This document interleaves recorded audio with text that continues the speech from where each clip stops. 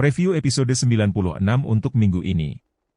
Halo guys, apa kabar kalian? Video ini adalah preview atau spoiler Battle Through the Heaven Season 5 episode 96 yang akan tayang di hari Minggu. Oke, kita lanjut. Energi cahaya terang benderang muncul seperti matahari yang tiba-tiba muncul di langit. Intensitas cahaya pada dasarnya menyebabkan cuaca yang tadinya menjadi sedikit redup karena awan petir menjadi sangat cerah. Kekuatan cahaya seperti itu jauh melebihi terik matahari di langit jauh. Cahaya intens macam apa ini? Sepertinya tidak ada seorang pun di dunia ini yang pernah melihat cahaya sekuat itu. Mata seseorang kemungkinan besar hanya akan melihat warna putih utuh. Tempat ini tampak benar-benar kosong, menyebabkan hati semua orang terkejut. Gemuruh guntur yang keras muncul seperti auman dewa petir yang bergema di langit. Namun, ledakan yang menggetarkan jiwa yang diharapkan tidak muncul. Tempat di mana teratai tiga warna bersentuhan dengan kepalan petir raksasa memiliki banyak lipatan spasial yang dapat dilihat dengan mata telanjang. Dua energi yang sangat menakutkan itu diam-diam mengikis satu sama lain. Seiring dengan terkikisnya dua energi menakutkan tersebut, lubang hitam selebar setengah kaki perlahan muncul. Ruang tempat dua energi bertabrakan tidak dapat menahan kehadiran satu sama lain dan akhirnya membentuk beberapa celah spasial. Lubang hitam spasial secara bertahap melebar. Itu menyebar hingga ukurannya sekitar 100 kaki di depan mata terkejut yang tak terhitung jumlahnya. Tinju petir raksasa dan teratai api tiga warna mulai berfluktuasi mengikuti pertumbuhan lubang hitam spasial. Banyak ular perak seperti petir mengikuti tinju besar itu saat mereka turun dengan liar. Mereka dengan kasar disalurkan ke arah teratai api. Menghadapi serangan liar dan keras dari tinju petir yang sangat besar, teratai api tiga warna menjadi sangat tenang. Itu berputar perlahan dan banyak bibit api, yang secara samar-samar membawa tiga warna terpancar, menghalangi semua sambaran petir perak yang datang turun. Meskipun pertarungan antara keduanya benar-benar sunyi dan tidak terjadi ledakan yang terlalu menggetarkan jiwa, siapapun yang memiliki penglihatan dapat mengetahui bahwa pertukaran seperti itu bahkan lebih menakutkan dan berbahaya. Dalam radius 100 kaki dari pertukaran ini, semua orang, termasuk Xiao Yan dan tiga tetua paviliun petir angin utara kemungkinan akan berakhir dalam kondisi yang menyedihkan. Ruang di sekitar lokasi itu telah ditutupi oleh gelombang demi gelombang energi yang sangat liar dan sangat dahsyat. Teratai api perlahan berputar. Mengikuti setiap putarannya, tinju petir raksasa itu secara samar-samar menjadi sedikit redup. Di saat yang sama, ekspresi ketiga tetua juga menjadi semakin pucat. Kekuatan destruktif di dalam teratai api menyebabkan mereka memiliki ketakutan yang muncul dari dalam jiwa mereka. Retakan! Kecepatan putaran teratai api tiga warna tiba-tiba menjadi lebih cepat di depan banyak sekali tatapan. Seiring dengan peningkatan kecepatannya, laju peredupan tinju petir raksasa pun meningkat. Pada akhirnya, tinju itu tiba-tiba bergetar dan banyak garis retakan perlahan menyebar di depan mata ketiga tetua yang terkejut. Akhirnya, ia mengeluarkan suara, retak, dan runtuh menjadi titik cahaya berwarna perak yang tak terhitung jumlahnya. Di bawah kekuatan formasi besar, serangan habis-habisan ketiga tetua tidak mampu menghalangi teratai api tiga warna yang menakutkan itu. Jika Xiao Yan mengandalkan kekuatannya sendiri untuk menciptakan teratai api tiga warna ini, tentu saja sangat sulit baginya untuk mencapai efek ini. Namun, Xiao Yan saat ini telah meminjam kekuatan Tian Huo Zunse. Dengan demikian, kekuatannya telah mencapai tingkat yang menakutkan. Kekuatan teratai api tiga warna yang dia tunjukkan saat ini secara alami sangat menakutkan. Bagaimanapun juga, api teratai Buddha marah adalah teknik Dou yang kuat di mana kekuatannya akan menyertai peningkatan kekuatan Xiao Yan. Selama kekuatan Xiao Yan terus meningkat, kekuatan api teratai Buddha marah juga akan menjadi semakin menakutkan. Gu! Tinju petir yang sangat besar itu runtuh dan ketiga tetua itu akhirnya memuntahkan seteguk darah segar. Kejutan di mata mereka menjadi semakin pekat. Tak disangka bahkan dengan kekuatan gabungan dari ketiganya bersama dengan bantuan formasi 9 penjara petir surgawi, mereka tidak mampu mengalahkan serangan teratai api Xiao Yan yang menakutkan. Warna teratai api tiga warna menjadi lebih redup saat tinju petir besar itu runtuh. Namun, beruntungnya hal itu tidak tersebar begitu saja. Itu berhenti sejenak sebelum mengeluarkan suara, "Siu." Itu kemudian berubah menjadi seberkas cahaya yang mengarah ke awan petir di langit. Melihat ini, tetua yang memiliki alis panjang itu segera gemetar. Dia buru-buru mengganti segel tangannya dan beberapa pilar petir besar segera keluar dari awan petir. Sasaran mereka adalah teratai api. Bang! Pilar petir dengan kejam menyerang teratai api, namun tidak menyebabkannya berhenti sedikit pun saat bibit api 3 warna muncul. Bibit api ini mungkin tampak seukuran jari, tapi mereka langsung menguapkan pilar petir menjadi ketiadaan saat bersentuhan. Adegan ini menyebabkan semua orang gemetar ketakutan. Pilar petir tidak menghentikan serangan teratai api. Saat bibit api naik, sinar cahaya yang dibentuk oleh teratai api menyerbu ke dalam awan petir. Aula surga, formasi sebar.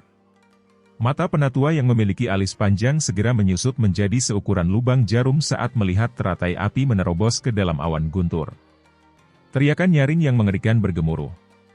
Namun, sebelum ahli angin petir pavilion utara di bagian luar formasi dapat pulih dari teriakannya, bagian dalam awan guntur mengeluarkan ledakan yang menggetarkan jiwa yang bergema di tempat itu.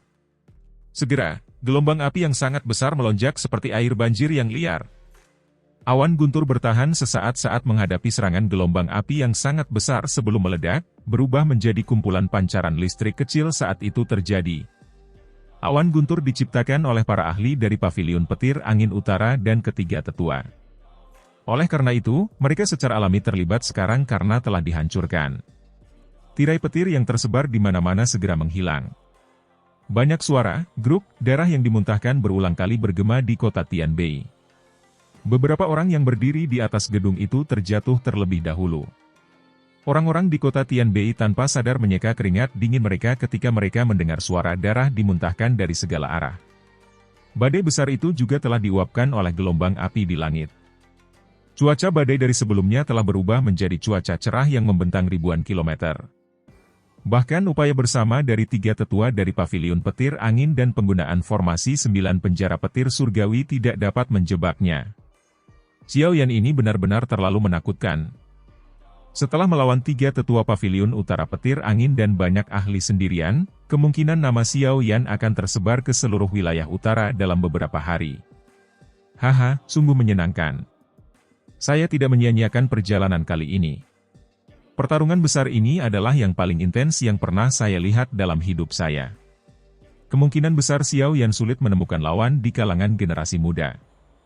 Dikabarkan bahwa pavilion petir angin mempunyai Feng Xiaojie tertentu.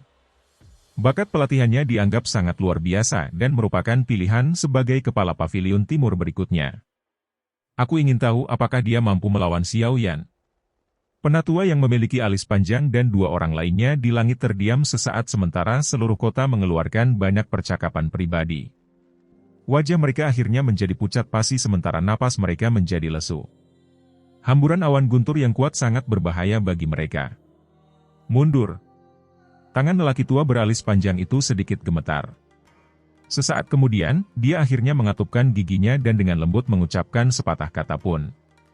Karena kamu telah memaksaku keluar, kamu tidak bisa mengharapkan aku pergi begitu saja dengan tangan kosong setelah menghabiskan banyak kekuatan untuk terlibat dalam pertarungan besar denganmu. Xiao Yan tersenyum tipis. Matanya memadat dan kekuatan spiritual yang agung segera melonjak ke segala arah. Segera, itu menembus ruang dan dengan keras menekan ketiga tetua yang auranya lamban. Gu! Tubuh ketiga sesepuh sudah lelah. Setelah mengalami pukulan yang begitu berat, seteguk darah segar segera keluar dari mulut mereka. Tubuh mereka terbang kembali seperti bola meriam. Ketika mereka dipaksa mundur, cincin yang mereka kenakan di jari mereka terlepas. Setelah itu, cincin-cincin ini ditangkap oleh kekuatan spiritual Xiao Yan sebelum terbang kembali padanya. Penatua Feng segera menjadi marah saat melihat cincin penyimpanan mereka telah dicuri. Dia baru saja akan menangis dengan marah ketika penatua yang memiliki alis panjang dan murung menghentikannya. Ayo pergi dulu. Dengan teriakan keras, elder yang memiliki alis panjang dan 2 lainnya melepaskan douki mereka yang tersisa. Cahaya petir melonjak dan ketiganya berubah menjadi 3 sinar cahaya yang keluar dari kota Tianbei dengan cara seperti kilat. Setelah itu, mereka menghilang ke cakrawala. Xiao Yan memberi isyarat dengan tangannya setelah melihat ketiga sesepuh melarikan diri ke kejauhan. Dia memegang 3 cincin penyimpanan di tangannya. Bukannya dia tidak berniat membunuh mereka semua, tapi ketiganya saling menempel seperti permen karet. Jika dia benar-benar memaksa mereka sampai tahap itu, kemungkinan besar Xiao Yan akan kehilangan lebih banyak daripada keuntungannya. Dia mampu mengalahkan mereka bertiga, tapi membunuh mereka akan mengharuskan dia membayar harga yang cukup mahal. Xiao Yan melirik cincin penyimpanan. Jarinya mengusap mereka. Meminjam kekuatan spiritual Tian Huo Zunze yang agung, dia dapat dengan mudah menghilangkan jejak spiritual pada mereka. Roh Xiao Yan dengan cepat menyerbu cincin itu setelah menghilangkan jejaknya. Setelah pencarian, 3 gulungan berwarna perak cerah muncul dan muncul di tangannya. Mereka memang bersama ketiga orang tua ini. Gulungan 3 warna perak ini mirip dengan yang dia peroleh dari Chen Yun. Bahkan pembuluh darah di permukaannya pun sama persis. Jelas sekali, ketiga gulungan ini seharusnya menjadi bagian dari tubuh ilusi 3000 petir. Namun, dia tidak tahu apakah dia bisa mendapatkan versi lengkapnya setelah memasukkan gulungan itu ke tangannya.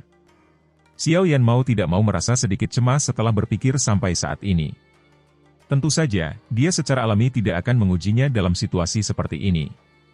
Dia membalik tangannya dan menyimpan ketiga gulungan itu ke dalam cincin penyimpanannya. Segera, mata gelapnya perlahan beralih ke Hong Tian Xiao, yang masih terjerat dengan boneka iblis bumi. Niat membunuh dalam hati Xiao Yan bahkan lebih kuat lagi jika menyangkut lelaki tua ini. Dia tahu bahwa berita kematian Chen Yun di tangannya telah disebarkan oleh orang ini. Informasi yang dimiliki orang-orang dari Wind Lightning Pavilion tentang dirinya seharusnya juga diungkapkan oleh lelaki tua ini. Mungkin tidak mungkin membunuh ketiga tetua hari ini, tapi Hong Tian Xiao ini harus mati. Hong Tian Xiao, yang bertarung dengan boneka iblis bumi di kejauhan, secara alami juga merasakan bahwa ketiga tetua telah melarikan diri setelah dikalahkan. Ekspresinya langsung menjadi sangat jelek. Ketiga tua ini. Hong Tian Xiao meraung marah di dalam hatinya. Dia baru saja memaksa kembali boneka iblis bumi ketika dia merasakan sepasang mata sedingin es, yang berisi niat membunuh, ditembakkan dari kejauhan. Ekspresi Hong Tian Xiao langsung menjadi lebih pucat setelah merasakan kepadatan niat membunuh di mata itu. Mulutnya dipenuhi dengan kepahitan. Pada saat ini, dia akhirnya mengerti keberadaan menakutkan macam apa yang telah dia sakiti kali ini.